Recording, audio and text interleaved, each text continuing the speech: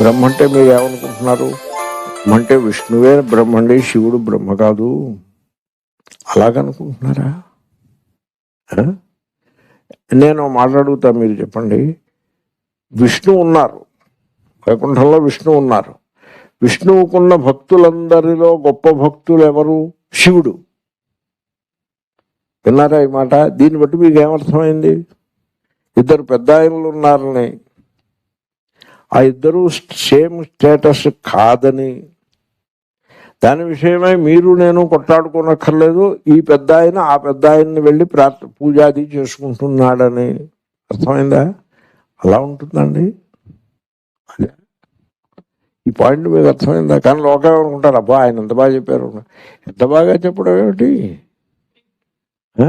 మీరు ఎప్పుడైనా ఈ పెద్ద ఆయనలు మీరు ఎప్పుడైనా కలిసి చూసారా ఏమి? కాబట్టి దీన్ని హరిహరాద్వైతం అంటారు. ఇది అద్వైతమా ద్వైతమా? ఇది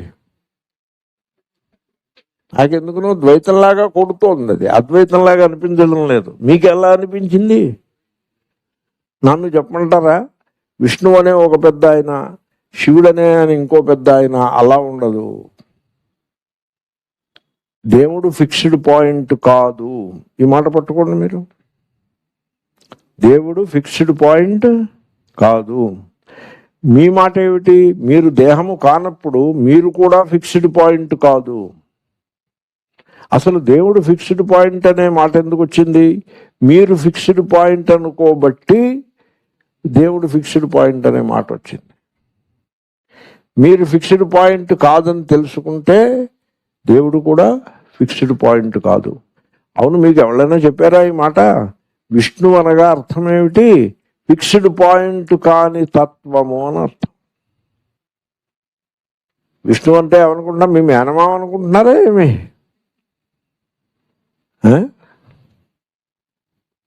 విష్ణు అంటే అర్థం ఏమిటి?